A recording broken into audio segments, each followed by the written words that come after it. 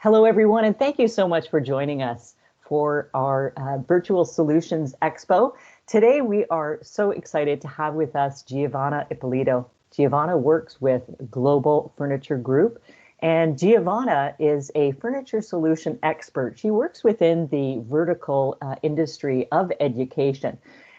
She has multiple years of experience within, the office furniture, but also within the education vertical. So today, Giovanna is going to share with us some information on mindful spaces within schools. So thank you again, Giovanna, for joining us. Thank you very much for having me, and I look forward to walking everybody through a project that's very near and dear to my heart. Having worked on many education spaces, this one is definitely one to inspire some positivity within schools. So thank you for having me. So just a little bit about myself and, of course, this project. So as Deb alluded to, I've been in the vertical for quite a few number of years, working with various levels of education, really learning the different, what's changing in our environment within schools. So I was working with a high school, a local high school, GTA high school, and we started to talk through mental health. Now, mental health was very, very important pre-COVID, but we definitely can see that it's become a main talking point when we think of education. I always get the $1,000,000 question, what's happening pre-COVID or after COVID within schools? And one of the things that we hear quite a bit about is mental health. So I do believe these are spaces that we can see throughout the school to help build some resilience, offer support for students and staff alike. Best conversation I had was with the Minister of Mental Health just recently, and we talked about different stages of being able to offer support at different stages, and definitely this is a space that I see as fitting into one of those stages across the that support system for young kids, as well as, like I said, the staff as well. I think it's impacted everyone, so we all could use a little extra help. So I'm going to walk you through the process of this project, some of the things that we learned along the way. I do want to say that prior to me starting this project, I did try to educate myself quite a bit, through various levels, like different seminars and whatnot to learn more. I really partner with CAMH to kind of see what mental health was and what we need in order to help engage these spaces for these kids or students. So when I looked up the term on how it was defined through public health, they looked at it more as calling it a relaxing room. Again, the word safe, supportive, and positive. It was really important to have those words and be able to express that within the space. So a lot of times the question I get asked is, well, what about a learning common space?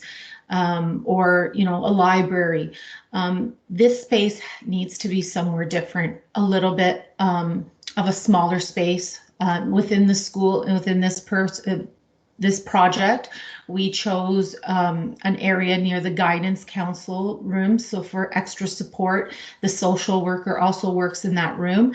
And then because it was a Catholic school, the chaplaincy was right beside it as well. So really trying to give that supportive and positive area even within the school.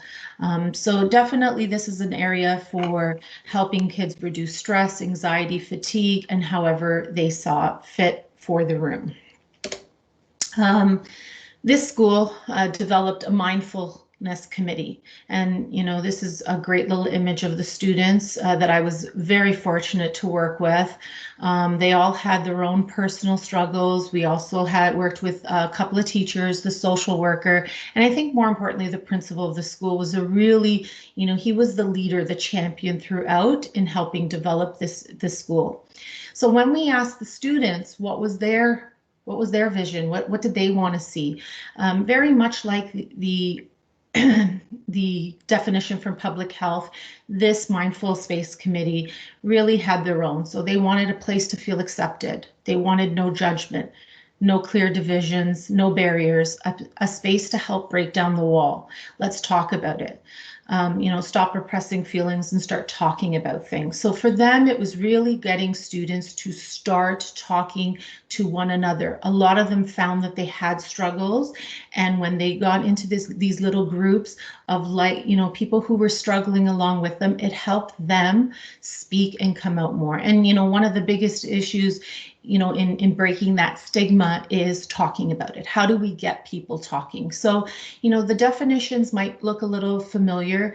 I think their definition was really based on what that feeling was and what they were trying to achieve in the room. So throughout that process, we developed what we called our planning process. And as we talked through I spent an entire day with these students in a room. We all were very, open. We trusted one another, and we really spoke, like I like to say, there was no one in the room. We were all open and honest about our feelings on what we wanted to see in the room. And we developed a planning process to what we wanted to see in the room as well, or in the space. So one of the first things was, of course, starting the mindful committee. That group, it could be 12 to 15 students, some staff members, a social worker support. If you're able, please connect with CAMH. They're always there, willing to help as well with some information on helping you create these spaces. The other idea is we don't want to make the space too large either. Real estate is a high price within these buildings of schools. But if you have the ability, creating different rooms and spaces, but sometimes you're just limited to one small space and one small room, which like we did in this school, but we still made it work. So the second stage was really creating zones based on the feedback from the staff, the students, that whole mindful committee. They went and collected what did they want to see in their space. And it's important to note that in each of these spaces, they may look different from one another based on that particular need. But we zone out. So if you're in a small space, you've only got a certain amount of square footage, we could still make it work. The idea is when you think of a learning common space or a cafeteria or a library, they're very large. We want to try to keep this a small space in order to create these groups and create this talking point, really making it a safe space for students and teachers alike. So again, in this particular one, you might have a meditation room, a storyboard where, people can anonymously share stories with one another, or post things, information. CAMH is always doing some great stuff like different webinars that people can join up for. Maybe your local region has something as well. The idea is to share as much information regarding trying to get some kind of support going for students. And then just a collaboration space. And my favorite is individual space. Then the third, the fourth, and the last really go together, but you want to set the mood in each of these spaces. And again, depending on the activity going on in that space, it will dictate, what kind of lighting you might need. Do you want to include musical instruments? Because musical instruments are a great way for those suffering from anxiety to kind of bring out that, help them bring that up and kind of recover from that. So, and then the thing is color. Color will definitely impact the space, choosing the right color in that space. And of course, the last but not least is selecting furniture for each zone. So here is the space that we worked on with the school, and here it is, creating these zones. So the first zone is our collaboration space. We really want to promote togetherness in this space. This is really about wanting that peer support. These students, the staff, they all do share. What we did learn that day in that room is we all shared similar experiences, whether it was a feeling, whether it was an experience in our life, we really do share similar stories. And the more we got to talking about it, I can tell you from a personal experience, it made me feel good talking to these these young kids and the teachers, all of us had something in our life that we loved sharing that story and bringing across a positive influence on how maybe we overcame our obstacles throughout. So really enjoying creating this collaboration space. It's also an area where we can get things like board games. It's an area where we can set up groups. So in this particular situation, they were going to do, a Monopoly game. They had Scrabble, different things, and they were going to have a game group. Again, these are small groups of people, but it allows them to meet with like-minded people and maybe make a lot of great new friends as well. When you get into a larger setting, you do tend to have those cliques that seem to get together. Yeah, I was in high school, like, most of us, where you went in and that was the cool crowd, that was the biker crowd. There was always these cliques that happened, and it really made it a little bit almost nerve-wracking to go up to those groups and try to make new friends. In this area, we really want to promote that by bringing in, who likes to play chess? I don't personally, but there are kids that enjoy that. How do we bring those in? You just want to have a card game. The other area is kind of creating that music. Maybe there's a lot of people who like to share music together, book clubs, sky's the limit on what they can create, but making this area very much promoting of togetherness. So in this area, we do have a group table there, a lounge area. We also include some healthy snacks. Kids, students, all of us, we have more than enough time in our day to, indulge in some junk food. We know that healthy snacks create a great mood. So, just fill it up with, we were talking about granola bars and fresh fruit and maybe some water. And, God bless the students here, or the teachers, who were all willing to chip in and bring in fresh, bagels in the morning, kind of have that rotation going on. And again, the principal who supported that initiative as well. And then in this space, we really want to look at colors a little bit different. Here we want to use vibrant colors, yellow, orange. I do stray a little bit away from red because red is really a stimulating color. So we want to respect the teachers surrounding this area too. But keeping it with an orange or a yellow, these are colors that promote that positivity that we're looking for in this space. It really engages and supports that collaboration that we're looking for. My suggestion was, maybe choose a couple of colors, but these students really gravitated to orange.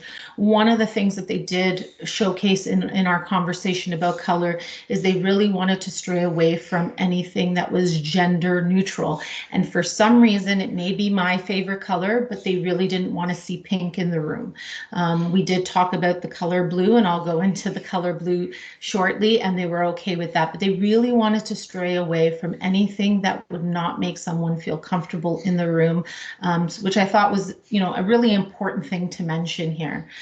So again, using these vibrant colors like yellow, orange, maybe keeping that orange, because orange and red kind of, you can kind of cross over the darker, it bleeds into red. So keeping it a lighter tone of orange is great too. And then again, that yellow, keeping them a nice vibrant color in this space. Now, personal space, which happens to be one of my personal spaces, I think it's when you're choosing to be alone, at times it can be rejuvenating, and I do believe that. So, as when people are struggling through things, it doesn't necessarily mean that they're alone in their room and it's a negative thing. Sometimes they just need to be in touch with their thoughts, maybe just close their eyes and calm themselves down. We want to give people that opportunity to have that. I just want to check out for 5 minutes and be alone. And, I was talking with one of the students, and they were saying that when they were in the classroom and they just, they were having a moment, they just needed it. And there was nowhere. They felt like there was nowhere at that. Like if every time they sat in the classroom, there was they could think, oh, I could go to the bathroom, but is the bathroom really where you want to have personal space? Probably not. Again, you can't go to the library, you can't go here, you can, where you can just touch down. And she said that she found this little nook in the school, like just this little thing, and would sit on the floor. And that was where she found her personal space. I'm sure her mom wasn't that happy with the laundry sitting on the dirty floor, but at the end of the day, sometimes we just need that 5 minutes to ourselves, 10 minutes, and we want these quiet personal zones. Now, depending on where you're putting these in the space, I say to still use a medium low back kind of chair. We don't want to try to block in any natural sunlight into the room as well. This space here happened to have a beautiful window. They did go ahead and purchase some dividers. I think they got them from like Home Sense or something. So when they wanted to create division in the space, they would. So if somebody was here and they wanted a little bit of division, they would put up these dividers, but we want to try to not necessarily block out any natural light. The other thing of going too high in the back is, teachers still needed a sight line to the students in the space. So that was a concern. So, finding a medium ground there of going with a low back, actually, the students tested everything and they really liked that feel, and we were still providing them what they wanted in that space while still making the teachers happy as well. In these kind of spaces, we do tend that you're more creative. So students that, or people, individuals that are creative, they tend to have that higher anxiety as well, because when you're a creative individual, I know I'm raising one, it's always that fear of, is this good enough? You're writing music, you're doing, you're drawing, sometimes that creative person is harder on themselves.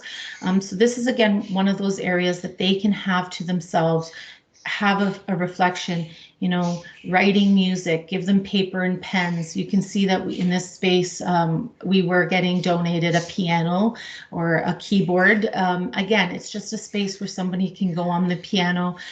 We did have it where they were going to plug in and be able to hear and not necessarily be making too much noise in that space. But it really is a place of just reflection for that individual.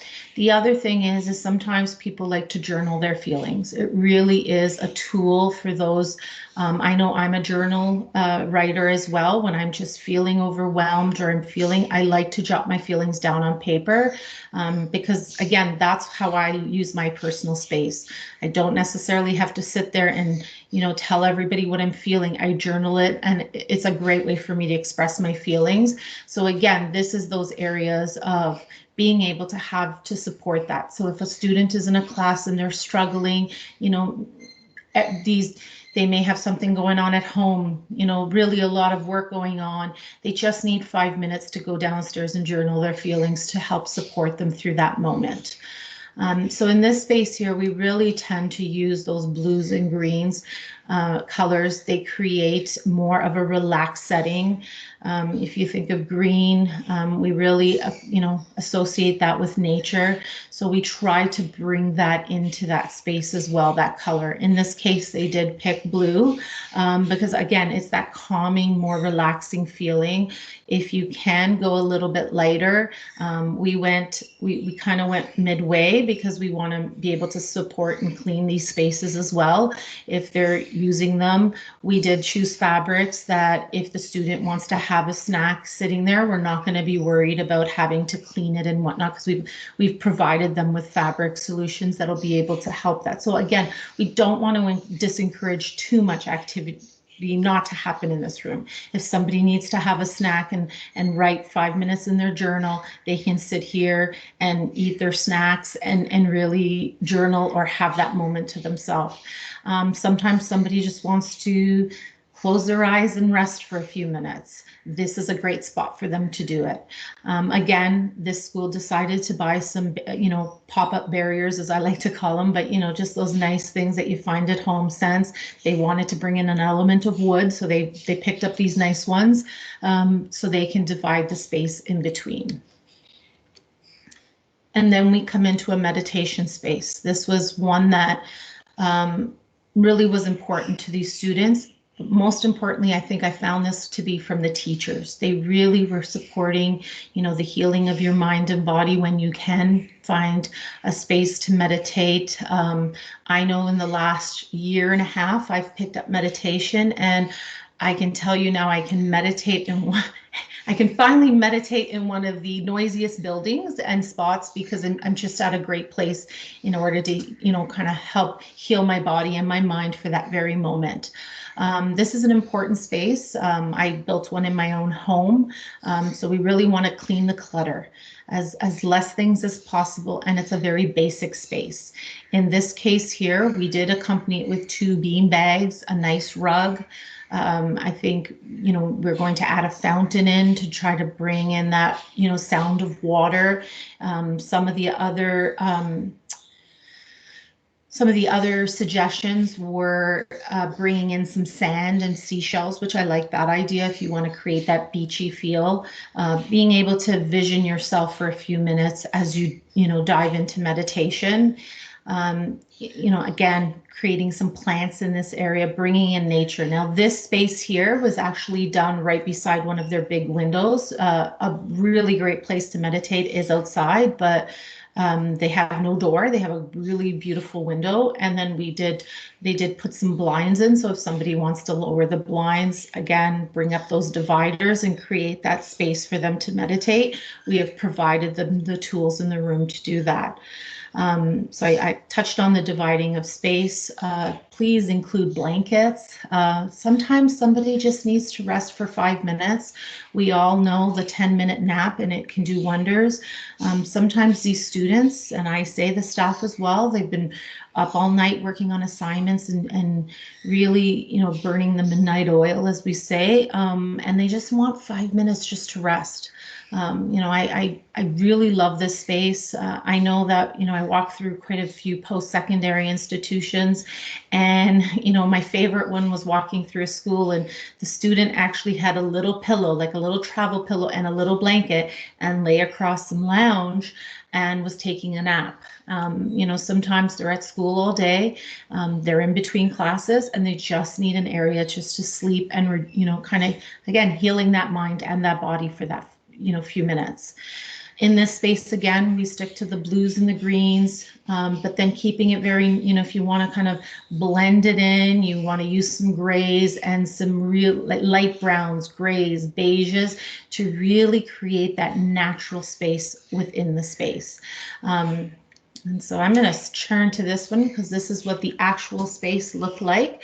It's not 100% done. Again, this was a project pre-COVID, but we were able to install and have it ready. The goal now is to have it ready, open and going for when kids return back to the school. So some of the ways that we incorporated, if you see where that table is and those 2 blue chairs, that's a full chalkboard wall. The intent there is so that kids can leave positive messages for one another.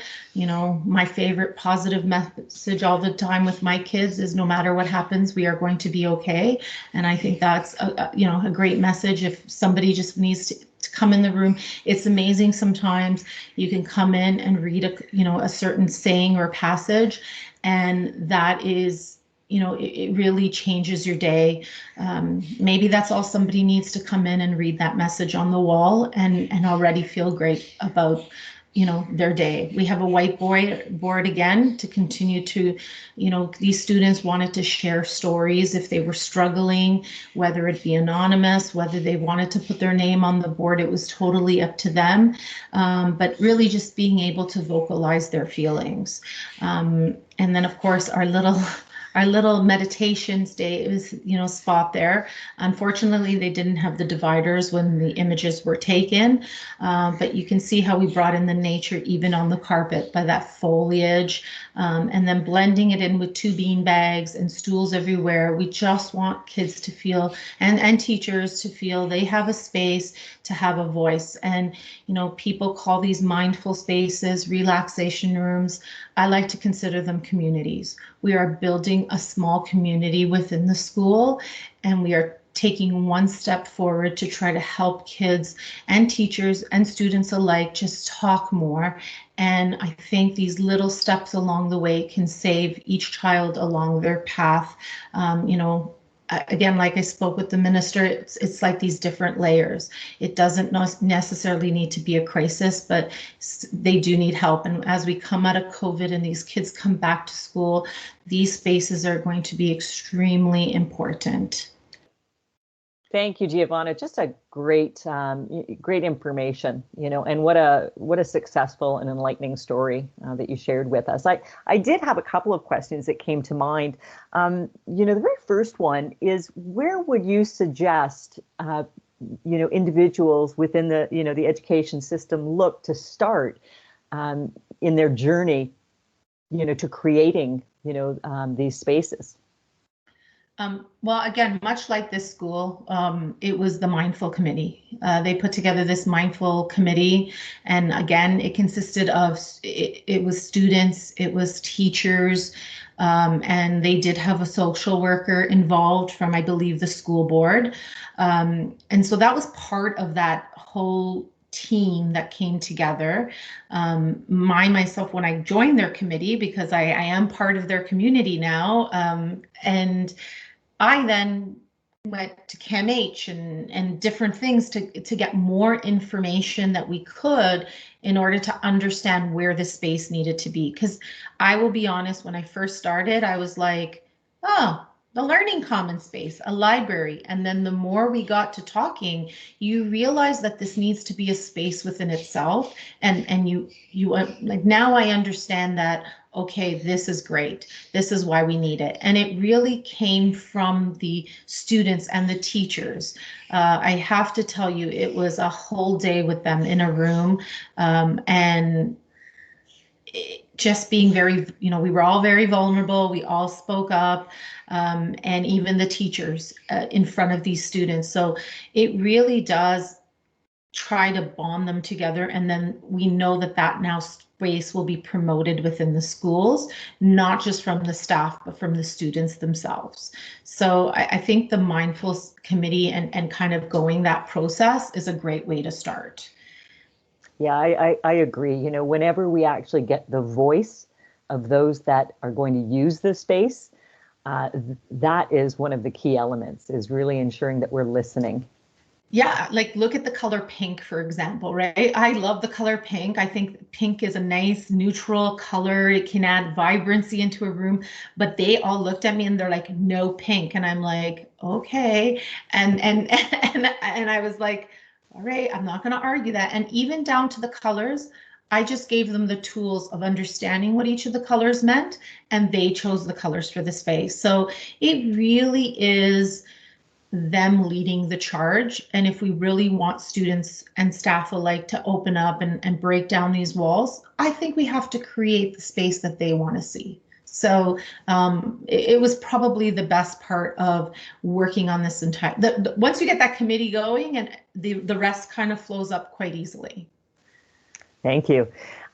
So the next question I had when I was listening to you is, and you kind of touched upon this in a sentence, but could you elaborate a little bit more? Because I agree that post-pandemic, as we, return to this new normal, do you think there's going to be, more need for these mindful spaces? Absolutely. And it's amazing that working on this project, how many other schools that I've mentioned it to really want to create these spaces. So, if I think of our youngest children in that elementary, that K-12 setting, that's when they're most vulnerable sometimes. They're learning to express themselves or try to express themselves. So the earlier we get, these kids opening up about their feelings, we can probably help them through becoming older and having this longer journey ahead of them. And so being able to create these spaces in these schools at a younger age, high school, post-secondary, I'm also saying, hey, let's get these into workplaces. Let's get these spaces into senior cares, because we all have had some sort of need for something like this. I think things were we talked about these pre-COVID, but now we've really seen what COVID has done to most of us, and it has impacted everybody. None of us were unscathed from this pandemic. So creating that and knowing that everybody's feeling, it's almost like when you sit around and talk to a good friend and you both share those similar feelings, you walk away feeling really good. So again, I call it building a community within the school, or a workplace. I would encourage, I spoke to the Minister of Mental Health, and I want hubs across Ontario to have this kind of feeling, right? So as you can see, I'm very passionate about it. I'm, I'm a mom, of two teenage kids, and I've seen the impact, and it's going to take a village to help everyone come through this together. Well, and just to add to that, I think sometimes we swing. Our pendulum is constantly, is constantly moving. Certainly we looked at collaboration in the school system, and creating these collaborative areas, and they're very important. But part of ensuring that the space itself is serving the needs of everyone is, to your point, ensuring that there's an area for that respite, that able to recharge. And as you say, this is not unique to just education. This is societal. And again, I think when we come out of pandemic, it will be altering for many of us, because we've been isolated. For many of us have been isolated. And so we're looking for that reintroduction and the energy that we're going to get from our peers. However, it's going to be a transition the other way now. So Yeah, absolutely. No, I couldn't agree more. So, like I said, to me, it's different stages. Not everybody needs the crisis model of mental health, but it doesn't mean we just want people talking. And again, I repeat, and I'm sorry, but it's that community, it's that village. It takes a village for us to help push that forward. There was a great quote last week, was Mental Health Week, and there was a great quote from somebody on CAMH. And that's exactly, as parents, we say it takes a village to raise kids. I believe that. So I think here we need that village too. We need that village to continue driving it for us. And that village includes teachers, but teachers supporting teachers, like who's supporting the teachers, then to support the kids, and the list goes on. And then there's that element of the parent in this as well. So yeah, absolutely. You go to work, we all go to work as parents. If we had a space like this, if we learn more about mental health, then that's information we can bring home to our family as well. So definitely, I personally would love to see the spaces everywhere. well, thank you again, for sharing this great story and the information and behind it.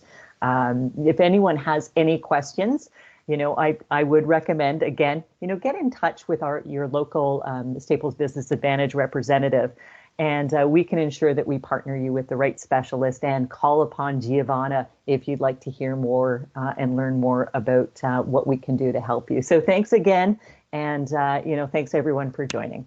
Thank you. Bye.